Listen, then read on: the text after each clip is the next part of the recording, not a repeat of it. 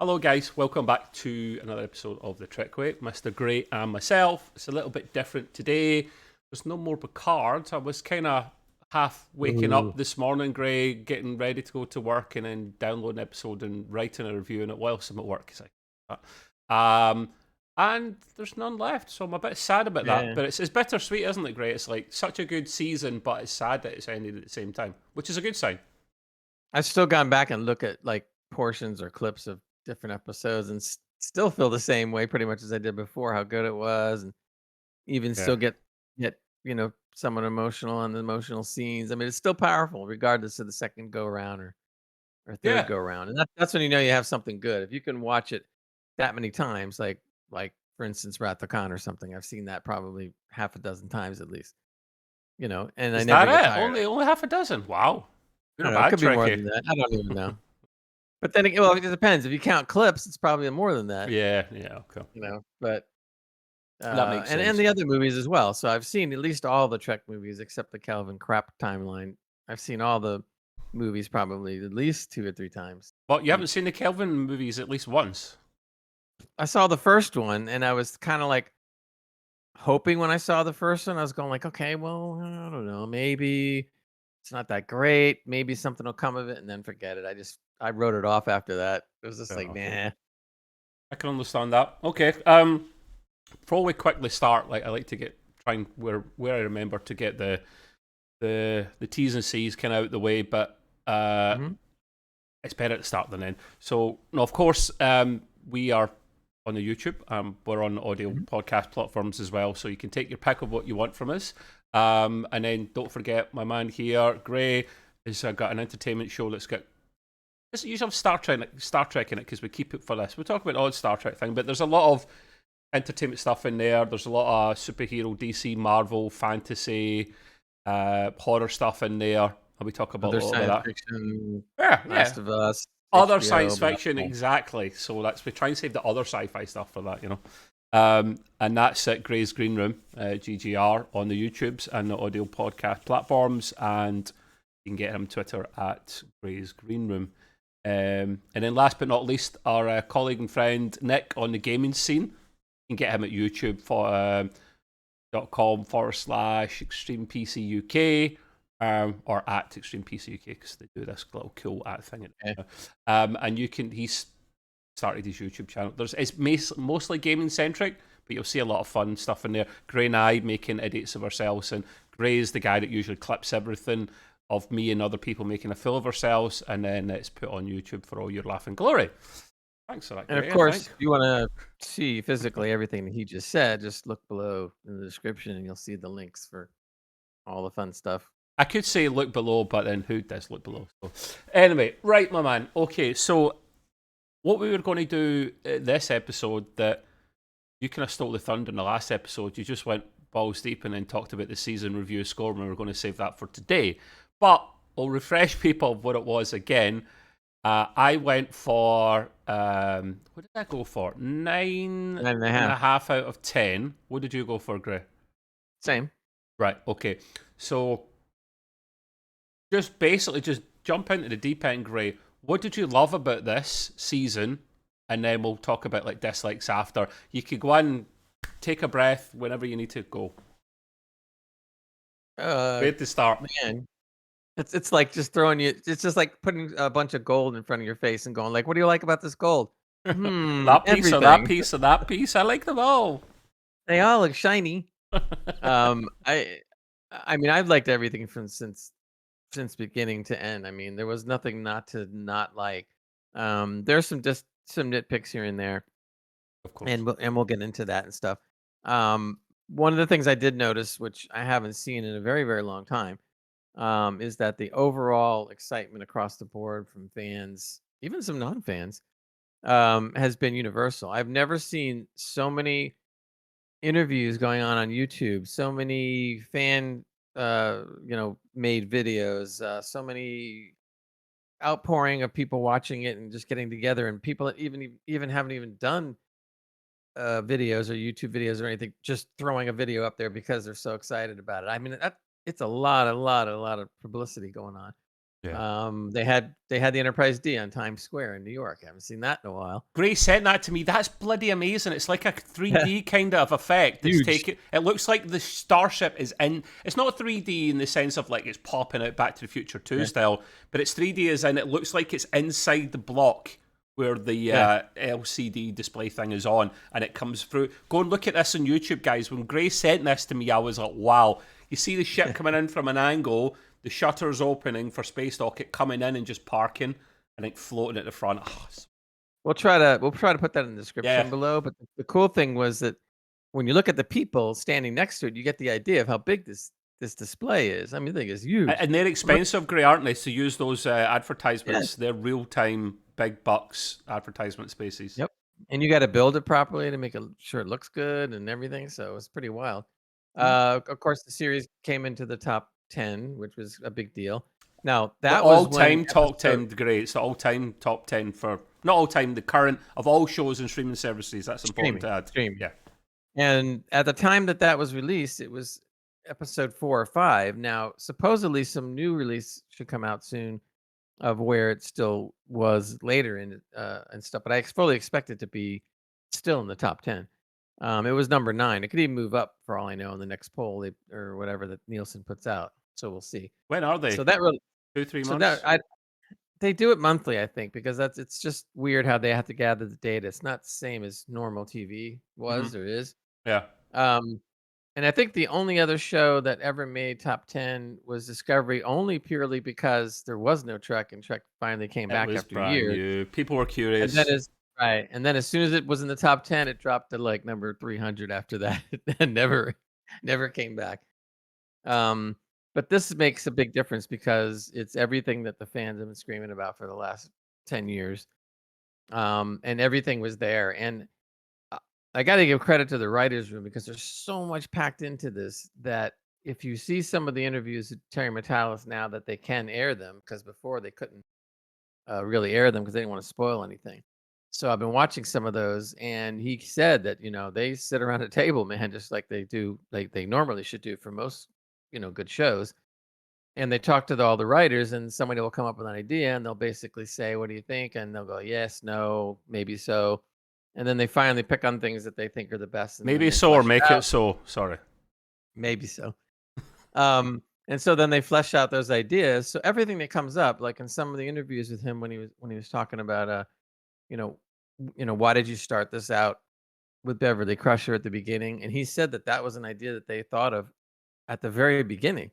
They were sitting there thinking like not just the fact of unutilized characters, which is part of what they thought about this, but they started thinking and going like, what makes sense? What's out there that hasn't been really talked about, and they settled upon Beverly because of this relationship that they had, but was never really fully realized to us in TNG. It was always hinted at, or they got together, or whatever. You never really. Yeah. And so they said that was perfect, and so and when they said that, when they thought about this, the whole writers' room lit up and just went, yeah. And then they just started going like, all right. So all the what do I say? All the big moments. There's a lot of big moments, but Yeah. all the major moments in the series was completely thought of in advance. So there was a lot of stuff that was fleshed out in advance before they got into the nitty gritty uh, writing. And he said that despite all that, in the 10 episodes, there was still so much more that they wanted to do, and they just couldn't do it because they had it. A, they didn't have the money. B, they didn't want to make it look rushed. C, they didn't have enough episodes. Otherwise, they would have done many, many more things. Yeah. The obvious question that we all wonder about is like, well, how many other cameos were you planning on doing? Because you and I had always complained that we didn't see Janeway, One of our even though she nitpicks. right, even though she was name dropped 3 or 4 times. And he said he couldn't say who they were. Yeah. I'm sure it was Janeway and others. He said he couldn't say, he's not allowed to say who they were, but he said there were several others Yeah. that didn't make it. He gave an example. He said we used Walter Koenig, who played the son of Pavel Chekhov, at the beginning of the final episode, and they used his voice. Well, the original intention was to actually have him come on screen and deliver that speech, but time wise, they just couldn't get it together to do that, so they had to just use the recording Yep. instead. Little things like that you hear about afterwards of like how good it was and what could have been, Yeah. or whatever, which is fine. I mean, it's fine on its own, but yes, it would have been cool to see, I would have. you know, some Would have. other things. But even though we have nitpicks on a couple of things, when you take it as an overall picture of the whole season, I mean, it was just flat out phenomenal. There hasn't been anything that good in Trek in years. Yeah. Probably nothing as good Since since Voyager ended. since Voyager ended in a TV series, and probably nothing as good, uh, or at that level since Wrath of Khan. Yeah. So Yeah. so to get a Wrath of Khan level show that lasted 10 episodes, so essentially almost 10 hours that's phenomenal. Yeah. It's one thing to add into that, Gray, that Talis did do a brilliant job, but believe it or not, despite what you see on screen, he was in a Mhm. tight budget, tighter than other Picard seasons Yeah. before. And he managed to pull off. I mean, the CGI, okay, right. I look at the CGI and I'm impressed. There was a good amount of CGI. Yeah. But see, when you saw the Enterprise D moments, this is a nitpick. This is not a problem, just to caveat this before. The CG for that could have been better. It wasn't bad. I'm just thinking if you wanted to be top tier, like Mhm. Hollywood movie style, it could have been a bit better. But then again, I'm not begrudging the guy. He had a limited Right. budget, limited time. He had to get this in quickly and make it still look good. And it does look good, don't get me wrong. So this guy had money and he didn't have enough of it, as many directors will say. They don't have enough money, Mhm. and many people have said, without being able to prove it, of course, that Janeway, they did want Janeway, but they couldn't afford her because she's one of the bigger people for a cameo to get in terms of money. She's doing a new Yeah. TV show at the moment, I believe, or just finishing it or just about to start it. Plus, time scale was trying to match them up. So they picked from who they could from time and money wise. And I think Terry spent the money very, very wisely. The budget on it looks bigger than it actually is, if that makes sense, Greg. Yeah. Yeah, no, it does. And one of the things that was interesting in this series at the end, of course, they recreated the bridge of the Enterprise D. Now, some people I've heard have said, "Well, don't they keep that stuff around?" And No. no, they only keep it. They do, but only for a short while. And you're talking about many, many years. So they finally just said, that's it," and they destroyed it all. Sets are not cheap to make, guys. No, and they had to go back to the original blueprints, and they even called in Okuda, who was involved in a lot of Star Trek for many, many years. The gentleman's a lot older now, but he's still around, and several other guys that worked on it in the original series. They brought them back, plus the blueprints, and they rebuilt it. And Terry was saying, he said he didn't know if they were going to actually be able to pull it off. He said it was expensive Yeah.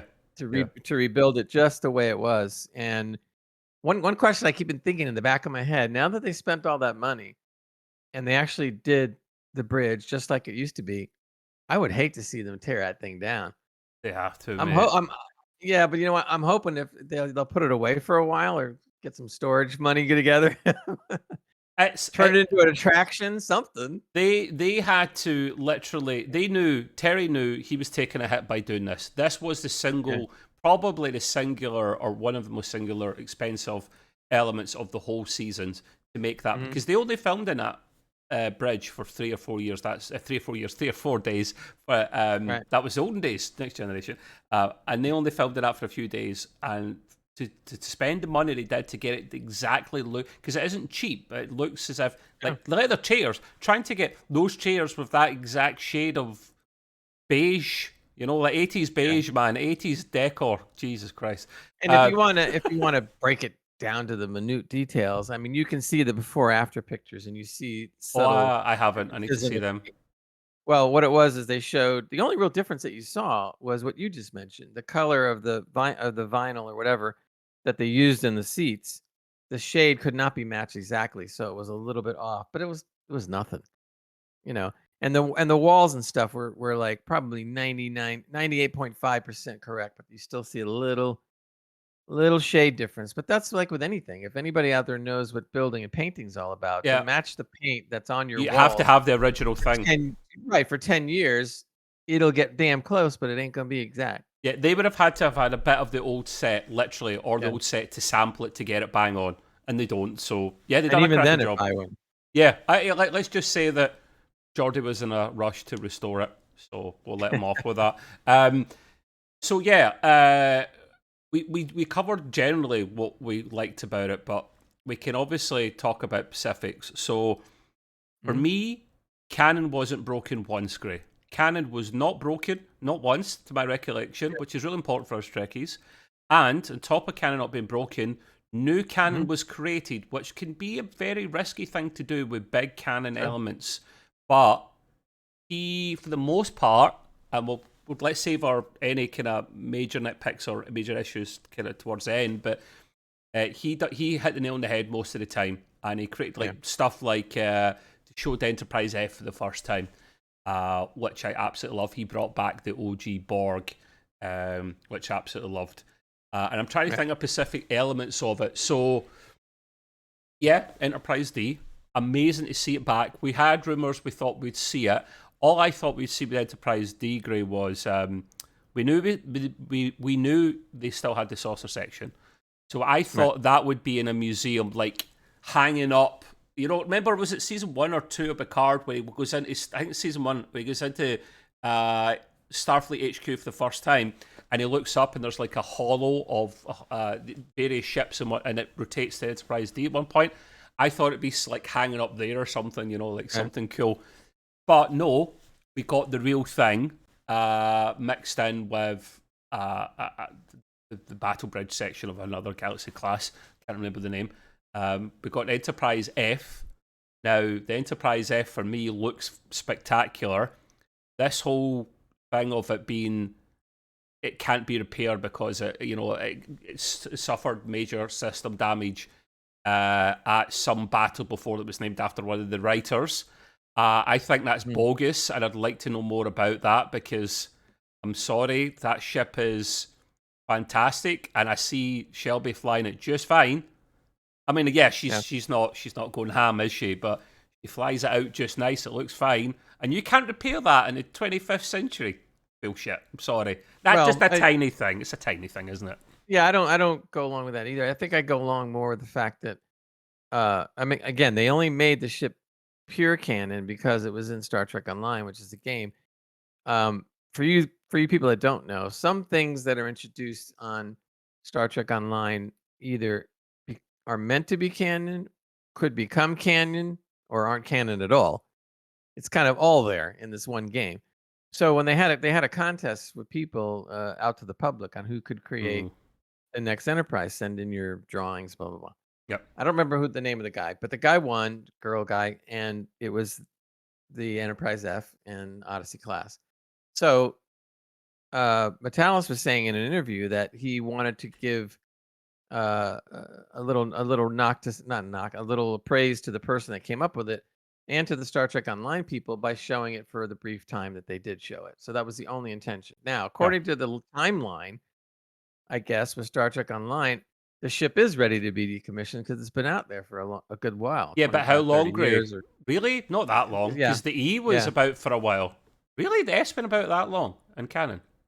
yeah. It's been a long time. Okay, Um, okay. but we don't know much about the F except whatever maybe happened or was on Star Trek Online. I'm not an expert on Star Trek Online because It's personally, shit I, now. It really I is think the bad, game is guys. crap. So And yeah, we're it's big like Trekkies and we're big gamers, and we're saying that it's crap. I mean, the space stuff is great, but I think the stuff on the planets is just so yeah, it's outdated bad. and awful. Oh, anyway, It's sorry. kind of like the old. It kind of looks like the old filmation animation, like. Yeah, Like this. improve that. The space stuff is fantastic. It looks gorgeous. Why is the stuff in the Yeah. planets so bad? Ah, anyway, And yeah, even with the space stuff, because I played the game when it first came out, and after a while, after space battles and this and that, it's fun, but it kind of hits a brick wall, and it's like, okay, monotonous and the same. Yeah, and it's had a yeah, graphical overhaul once in our time, by the way. really? Since yeah, you would believe that or I don't not. know. I I go back once in a while just for the heck of it to see, and I'm going like, doesn't look different to me. Update the graphics, Unreal 5 engine, because Gray and I both like that. Yeah, they like won't be that, doing like that. that realistic game engine Yeah. that came out recently. The game that's coming out looks real life. Bring Yeah. that out, overhaul the graphics. Talk to the Star Trek Armada team, because that was a brilliant Star Trek shoot 'em up, and then And just that put the game is two old together. now. And I will pay Yeah. a sub as well, which I am against paying. Anyway, that's a massive different tangent. But yeah, Star Trek That's Online, okay. as Gray says there, they wanted to give a nod to that starship. And if the F, like Gray has been saying, has been around for a while, I'll accept that. That's fine. With Enterprises, as we know, you see the B and the C, but you blink and you miss them in Star Trek lore because they're not there for long. But it's okay to skip them if it's done properly to get you to the time period you need to be. It's just what the G ends up being, which we'll talk about shortly. So we see our starships that we love. I have a question for you though, because you know more about this than I do, because I didn't like Enterprise, so I never watched much of the series. But there was an episode where you saw the Enterprise J. Now, Yes. what century was that supposed to be? Wasn't that supposed to be like the 30th century or something weird? Way out there. I don't remember, but it is something, or maybe the 32nd or something, because that's tying in with Discovery season 3 and 4. Well, since Discovery was 32nd, but I think the J was 30th. 30th. Yes, that sounds about right. Yep. Now, I heard different stories that episode was in a different timeline, so the J Yes, is it not was. really canon. No. I don't know if that timeline was ever overwritten. The guy was called Daniels. Daniels. He was a time kind of like I can't remember his name from Star Trek Voyager, the two-part they go back to Earth in like 1999 or something. That one there, that time travel there. I don't know if he's in the same organization or another one, but he takes them to the future to show them that the Sulaban, or not the Sulaban, the Xindi that they're up against, end up being on part of Starfleet in the future, and they're fighting against the spear builders to take out, or just to take them out, because they were trying to rewrite space, actually, literally the fabric of space. Great, it's not amazing, but remember I said to you season 1 and 2 of Discovery were not amazing, but season 3 and 4 were better. Not to say the overall thing was amazing, but season 3 and 4 are way better than season 1 and 2 of Discovery. It's the same with Enterprise, mate. When it was ending, it was starting to become really good. Well, the reason I was saying that is because I started thinking about it, and from what I've read, they're not really saying that the J is canon, which is probably a good thing, because then I started thinking about this. They're in the 25th century, right? They have an Enterprise G. So you only have 3 more letters, dude. You have H, I, and then you have J. So there's no way you're going to ever reach J. I mean, in other words, you're going to surpass J by the time you get to the 30th century. Yeah, you just will. 200 years a starship. Things are better quality in the future. What can I say? Yeah, well. So it was just something I just happened to think about. I'm going like, yeah, it's going to go way beyond J. Those starships won't be Walmart starships, mate. They'll be like whatever one of your premium shopping stores is over there in the States. That's what you're talking about. Yeah, no, you're right. And hopefully it wouldn't be canon, because it looked god awful. And yes, it was supposed to be an image on a diagram on one of the LCARS displays, but still, it looked like it looked like the combination of an Enterprise E and D, right? The nacelles and the saucer section, but then someone just sat on it, a big space whale, and squashed the thing like a pancake. It was awful. Yeah, it also looked like it was like Caffey Tandy, where they just kind of stretched out the ship until everything is really thin. Oh, it was awful. Right? And I'm like, but I don't know. I would say to you, whenever you're at a loose end, mate, I would rather you watch modern Battlestar Galactica over this, but Enterprise does get way better. The Xindi arc I like, and then season 3 and 4 get really gritty, and there's 2-part specials that are There's a space station that's automated. I don't remember, you wouldn't have seen that. Space station that's automated. The Enterprise, after encountering Romulans for the first time, not seeing them to keep in canon, gets some of its hull blown up at the side, big bloody gap, big hole, and it goes up to the space station, because it can only do warp 1. It would take them forever to get back home, so they limp to the space station, it changes its parameters, its dimensions to fit the ship in, fills the the station with oxygen, and it's all automated, right? And it starts getting to work repairing the ship like lightning fast. Like Tucker is like, I can't believe this would take me months. Back at Jupiter Station, these guys are doing it in like days. But you know, I don't want to spoil it too much, but there's a devious plan going on there. What's controlling the ship and what the payment isn't quite what they thought it was. Blah blah. You get things like that. You get Vulcan arcs with T'Pol that are. Anyway, so why I digress, and it's just I'm trying to tell Gray later on Enterprise is not. Just don't listen to that theme because that was a thing. The Shuttle Pod podcast, right, which I do watch on YouTube because it's Malcolm Reed and Tucker from Enterprise.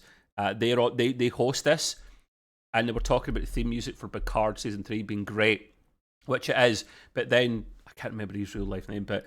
Unlike the garbage music from Enterprise. Yeah, but then Trip then went, but there's no words in it, there's no lyrics in it. But he was being facetious. He was taking the piss. And who was it? I can't remember who he was speaking to. It was Captain Shaw. Yeah, him. Todd. Todd Stanwich. Yeah. And he's like, he didn't want to offend him, but it's a crap theme tune. So we went off a massive tangent here, apologies, but that's kind of what we do. Yes, we do. But yeah, so we saw the starships we wanted to see. I would love to know what happened with the bloody Enterprise E, because all we know is Worf's fault, which was hilarious. What did they do? Just tell us. Why is that a big secret? Why not just tell us, man? One line, Terry. It's a nitpick at best. Well, he one-lined it because maybe we'll see it someday. The only problem with that, though, is that obviously Worf, we do know in canon that Worf was captain of the E for a few years. Did they say that though? Did they say that? Yeah. In this? Oh, okay. Well, they didn't. I don't know if they actually. No, they didn't actually say it in the series, but we do know that it is canon. Sure. Now the problem is if they ever were to go back to see what happened to the E, Michael Dorn's 70 years old. You can't really de-age him without it costing a lot of money. But he looks great for 70. He looks like he's barely aged. Of course he does. Of course he does. But to go through all that makeup and everything like that to do a series and by the time the series actually came to air, it would be at least 4 years from now. So he'd be 74, 75. Patrick Stewart's doing it at 82, so if he can do it, Worf can do it, and it's only 10 episodes a season now, like the 26 back in the day. Don't get us into a rant about that. I get it, but you remember Worf was a lot younger when he was captain of the E. Yeah, we won't see that. I know. I would love to see the adventures of Worf, but it will never happen, unfortunately. Well, we don't know what's going to happen in the future, but look at Strange New Worlds. They have a new Pike, they have a new Spock, they have a new number 1. Oh, no, it can be done, and it could be good. It can be done, and it can be good. So, but that's prognosticating, which is okay, because one of the things I wanted to do even on this special was to talk about what do we want to see, going forward. Of course, and the biggest thing is that, and there's a whole writing campaign on this one, is Star Trek Legacy for. I don't know who coined that name originally. I don't know if it was Metalis or what. Say before we get to Legacy in the future, is there anything else great that you liked about this season you want to touch on? Or have you pretty much covered the main things? It's just so hard. I mean, I like the idea of moments or situations or writing. Some people, very few, were sitting there going like, oh, there's too many member berries in it. Member berries, for if you don't know, are all these different things that bring back the memories. And I'm sitting there going like, I don't think they overdid it at all. And they did it in such a proper way, sometimes very subtly, that it wasn't crammed down your throat. So it was great, and every little detail, every piece of writing, every piece of acting, all the member berries, the music. I mean, wow, I can imagine in post-production what they had to go through, because there was just so much of the stuff that had to be placed in the right moments. That my hat's off to the post-production people, which I know Terry overlooked, but the point is that there's so much that had to be done. Oh yeah, and so properly, and so at the right moment, and the right piece, and the right music, and the right this, and the right that. It's just amazing. And I like to be surprised, at things, and we did get surprised. We found out Captain Kirk's body was kept some surprises. It was recovered. Yeah, I mean, we see Ro. I didn't expect to see Ro. I thought that's the last thing I expected to see Very sweet. was this, and then she pops up, and I'm like, oh, okay, and stuff, and so I'm just like, wow. And then Tuvok comes back, and then I'm just like, holy moly! It got to the point where you and I were seeing so much of it. That's when we started getting into the Janeway's got to be on. Janeway's got to be on. Janeway's Yep. got to be on. Yep.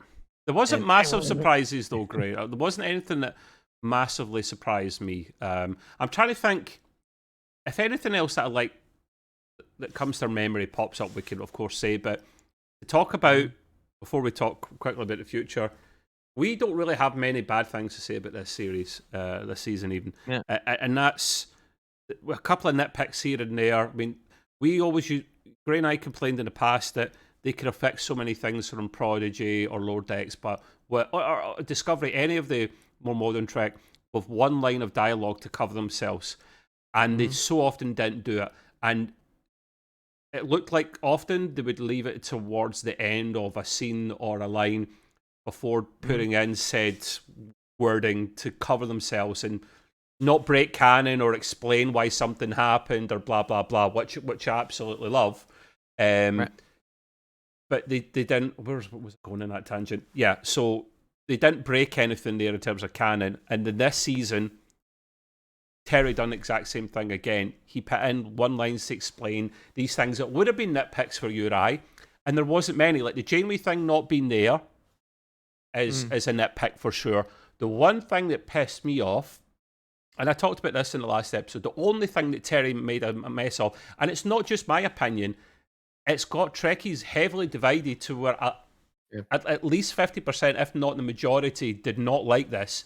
Not hate it, but certainly didn't like it, and that was renaming the Titan A to the Enterprise G. Because, as we said before, the Titan A is well, I'm not a massive fan of it. It's a hero ship. It's a legendary ship now.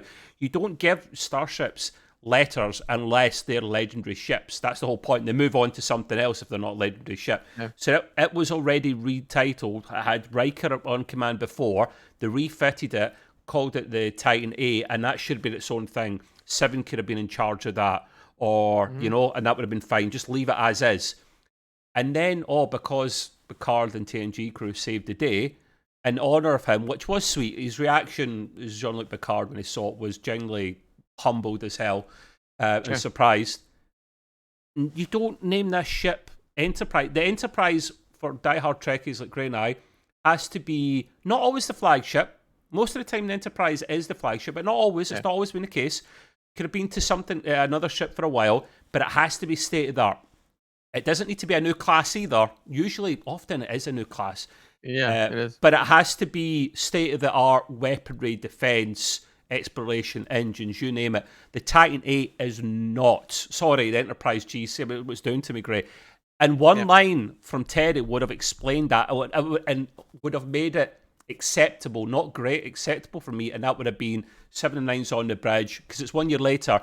Oh yeah, it's great to be captain, and I've overseen the work they've done. They've overhauled the Enterprise G, and she's got state of the art phasers, quantum torpedoes, standards, 2 levels of shielding, and bloody a quantum drive, and all these kind of things. Quantum drive, that's the wrong franchise, Trevor. That's the Orville. Slipstream. But they didn't do that. He could have fixed that with one line, Gray. I know you're not a big fan of it, but I don't think you're as pissed off about it as me. What's your thoughts on that? Is that something he got wrong or right? No, I agree with you totally. I'm a little more accepting of it only because I have a feeling that the writers kind of, not on purpose, but kind of got themselves into a corner. And the corner is that, well, what do we call it now? Do we keep it the Titan A because of what it's been through? Yep.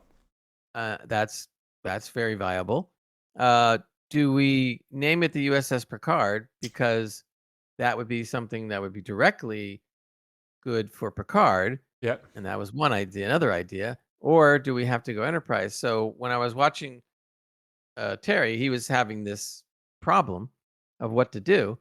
And he said that pretty much renaming it the Enterprise kind of screamed out as being the best choice because he felt that everything revolves. How should I say it? The Enterprise is an important character as anything, maybe the most important in some ways in a series. And if you're going to you're gonna have the Enterprise, you're gonna have to end it that way regardless. So I think they kind of painted themselves into a box. But to get out of that box or have a better reason to be in the box would have been what you said, and that they should have just come out, even if it was just one line without getting really all expanded on. They Yeah, could have just said, we had 1 year to refit this, and the ship is much better than it used to be. state of the art. They didn't even have to say what they did to it. They just could have said that. Great, that would have made it almost perfect because it's Right. supposed to be a constitution class, neo-constitution, and I read that as a modern take on a constitution, and that's going full Mhm. circle. That's great. The Enterprise, the original Enterprise, was one of the state-of-the-art ships back in the day. So was the B, Yeah. so was the C, the D, the E, and the F. The G isn't because of that lack of one line of dialogue. Yeah. The Enterprise G should have been another ship. Just right, okay. Titan A, the Adventure, Star Trek Legacy. I want to see Enterprise in a new show. Of course I do. The new Enterprise G, but the Titan A could have then just been overhauled with Seven in charge, and it called Star Trek Legacy. And then you see at the end a little cameo of the Enterprise G coming off the production line, and it's a new class, and it looks brilliant, and it's a little tease like they've done with F. That would have been perfect. Why? Yeah. Oh, I think it had to man. do also. I think a lot of it had to also do with marketing too, because they knew that if there was going to be a new series, they wanted it to be right off the bat with an Enterprise, and Yeah. they said it. I mean, the season screams new series. I mean, there's no doubt about it. A special Intentional, ending. not right. I mean, intentional, not intentional, mostly intentional, whatever you want to call it. I mean, give me a break. The last few scenes in the last one was just like screaming, next series, here it comes, everything, Yeah. all the way down to where Q pops up, Yeah. and stuff. So, you know, I mean, I don't know. The one thing about Hollywood that's so screwed up is the way they do contracts and stuff like this. And now we're kind of getting into since we're segueing now into the future. The Yeah. thing Talk that about the future, gets, mate. yeah, the thing that gets me upset is that many fans out there all agree that Kurtzman didn't know what he was doing with Star Trek, and basically His head's up his messed ass. messed up Star Trek for 8 to 10 years. And then finally, behind the scenes, the bosses came in and said, "Look, we're going to have better people like Akiva Goldsmith, Terry Metalis, and a couple others run the ship, and you just kind of like take a paycheck and Haha, shut run the up." ship. See what you done there. Right. So, what do we get? We got Strange New Worlds, which is a great show, and a lot of fans love that show. Then we get this, season 3 with Metalis running it. Now we hear, but the latest is like Kurtzman's going to go off and do Starfleet Academy, and I'm going like, wait a minute. I It's said I in thought his all that garbage was it's in dead. his contract. They have to, mate. Exactly. So I'm sitting there going like, ugh. So that means you have to give him that show. And here's the problem with that. If you give him that show, that means there's less of what we want to see to be produced. Because they're only doing 2 live action Star Trek Right. shows at the moment. Right. So now you have Strange New Worlds, and you have them working on Starfleet Academy. That's 2. And you have the standalone movie Section 31. Which I'm looking So forward to. so now what happens is that all will put the pressure on there not to be a Star Trek legacy, and that's pissing me off. Well, Now, when you go, now, what I don't understand is, or everybody cares. Well, the production companies like Paramount all care about bucks, how much money they can make, how many viewers will join Paramount Plus, et cetera, et cetera. So if which is you're going to fine. look at it from a pure standpoint of business, they would be absolutely out of their freaking minds not to do Legacy and put it into production as soon as possible. Because you want to get on the bandwagon right now when all the fervor and excitement about new Trek is way up here. Yeah. So this is when you jump on the bandwagon. They better not wait too long, and I'm assuming that there's going to be an announcement in the next month or two max that Legacy is going to go forward, because you got to jump on the excitement. If you don't, you just messed yourself up. So my take on this is, and from what I'm hearing online and rumours, and you take it with a pinch of salt because it is just rumours and hearsay, people's opinions. They know they've got a winner on their hands with Picard season 3, so Legacy makes sense to them. They know that they're not stupid. For all the money grabbing needs that they have, they're not stupid people. You're usually not too stupid if you're involved in business like that. These guys know that they can't do unlimited series. They just don't have the money for that. But they do like what they have at the moment. So They'll go forward with Starfleet Academy, which could be crap, but it could be great as well. Again, I'm going to watch it with an open mind and see how we go. But I love Strange New Worlds, and so do they. That is rumoured to maybe go 3 seasons in total, then they switch to Legacy, which I'm okay with. I want to have my cake and eat it and have both, but I know I probably won't get it. So if I was asked between the two, and I was going to ask you, Gray, between those two, what you like the most, Strange New Worlds and Picard Season 3, I would have said Picard Season 3. And that's not a slight to Strange New Worlds. That was fantastic. Right. Yeah. But you have to But pick. to be honest with you, if I had to pick, fine. But to me, I want both. Period. Of course, because they're both great. Yeah. And the fans have to make their voice vocal. Strange New Worlds came about because of the fans. When rumour was, the Grey, that they'd actually kind of made up their mind they were going to do it anyway, but then when the fans were clamouring for it, it was just sealed. Same thing will happen with Legacy as well. If we just keep being vocal about it, we'll get it at some point. Maybe not now, maybe in a couple of years, 2-3 years, we'll get it at some point. What I'm hoping and I'm expecting to happen is, because the excitement is so fever pitch, they at least are going to have to come out in the next month or two and say, we're going to go forward with Legacy. However, pre-production hasn't started yet. It'll be some time, but we are definitely doing it. They have to. If they don't, they're completely out of their mind, completely. Yeah. And here's the other thing too. Metalis mentioned in an interview that I saw that he's working on a project right now that he's been working on. Mm-hmm. And let's face it, as much as he loves Star Trek and he would always try to find the time to do it, if they wait too long, some other production company is going to go knocking on Terry's door and say, hey, we love you and we'll give you all this freaking money if you come over here and do like 9 different television shows. Can you do it? And I'm sorry, as much as he likes Star Trek, he would be stupid not to say yes to a deal like that. Yeah.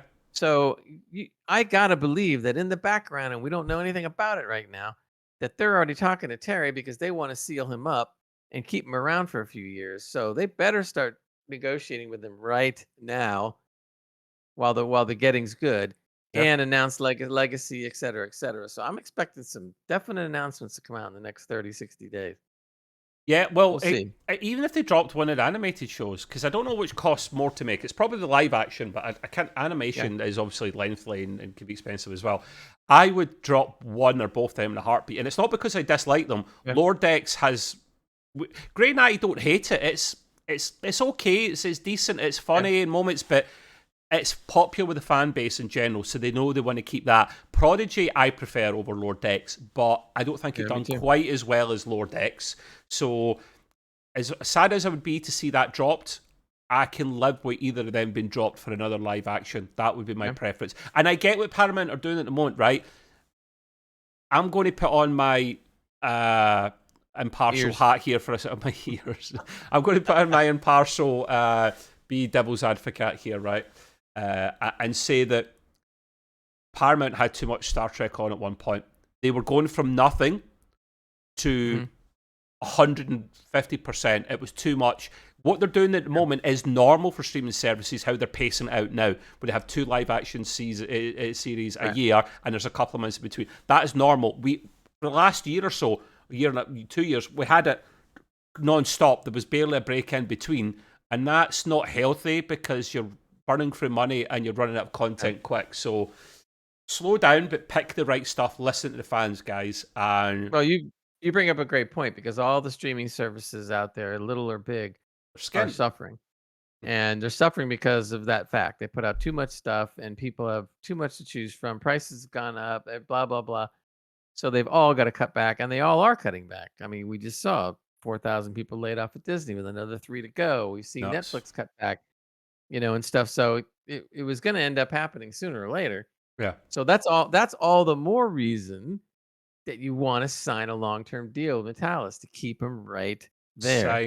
Sign him up because he is God in Star Trek. Right. I guarantee you, if they don't do something with him in the next couple months, he will be gone, and you'll see the announcement already. He's went to whatever. You'll see him gone off to Netflix or gone off to wherever. Yep. But he will be gone, because that's the way Hollywood is. When they see something that's that hot and they know who did it, they're already forming in their mind like how many people are going to be. I guarantee you, Metalis has already been contacted by several business agents, So and move stuff. So move quick, guys, or it'll be snapped up. yep.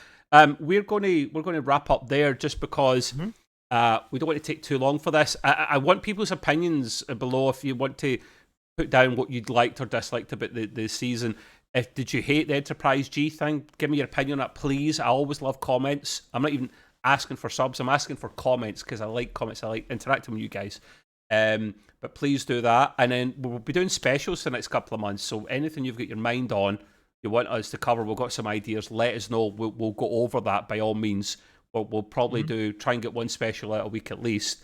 And I think apart from that, it's a thank you to Terry Metalis for restoring my faith in Star Trek, because he has done an amazing job.